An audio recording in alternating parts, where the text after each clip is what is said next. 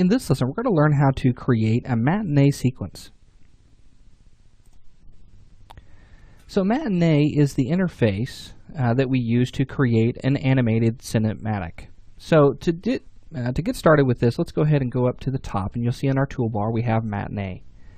Let's go ahead and left click on that, and we'll say Add Matinee Actor. By doing so, it's going to bring up our matinee editor, and let's go ahead and tab that right up at the top here, and you'll see that we have a new interface. The interface has a lot of buttons and can be a little confusing at first, but we'll break it down very simply. So at the top, obviously, we're going to have our menu bar, and this is where we're going to have the common tools to use to save our matinee sequences, to play them back, to view them. Very, very basic. Up here at the top, we have our toolbar, and the toolbar is going to allow us to add keys to play our sequences and edit the options on how to play them back, and then even a little bit of cleanup as far as like snapping our keys and things like that on our timelines. Now beyond that, we have the curve editor, and the curve editor is going to allow us to adjust the curves of our animated keyframes, so we can adjust them to be very smooth, or we can create different speeds and based on these lines or these curves. Now we're not going to be getting into all of that, but we're going to just show you how to create a very basic matinee sequence.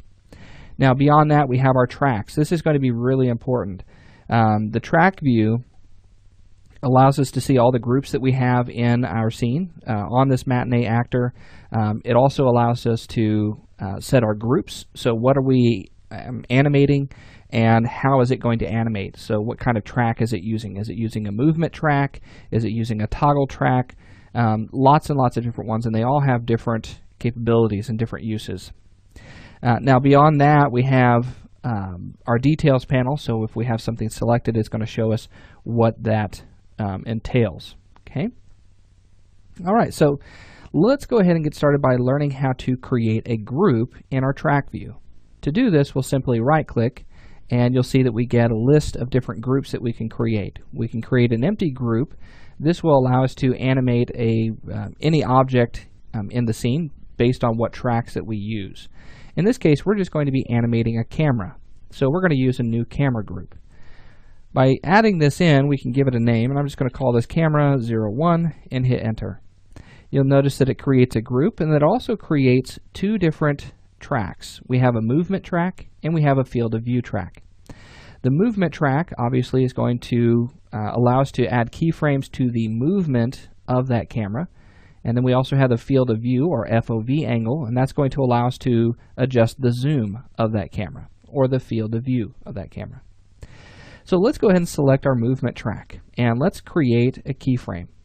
Now to move around in your track view here, you can use the slider across the bottom to move horizontally. You could also use your mouse wheel to zoom in and out. Now you'll notice that we have a single keyframe right up here at the top, and it's always going to be at 0. We'll go ahead and we'll leave that there, but let's add a new keyframe. I want to add a keyframe at 1. Now before I add a keyframe, make sure that your snap is turned on, because this will allow you to create keyframes on even numbers, and this makes it a lot easier to block out. Let's go ahead and move our time slider, this little black bar here, and let's move it to around 1. We don't have to be absolutely perfect, but close enough. Now once that has been slid there, let's go ahead and add a key, and you'll see a new key has been added at exactly 1.0. Now what we can do is we can take the red triangle here, and this is the end of the clip. We don't want our clip to last 5 seconds. Let's go ahead and move that down to 1 second, so that way once it gets down to the end, it's finished. Now actually I want to probably slow that down a little bit, so let's actually go to 2 seconds. Let's move this key. We can do that by left clicking on it and dragging that over. Now you'll notice that it's not allowing us to move that. Now the reason for that is because we need to hold down Control. So hold Control and drag that across. Okay. Notice if you don't have Control held down, it won't allow you to do anything. Perfect. So now let's also take this green triangle here. This is going to show us the length of our preview.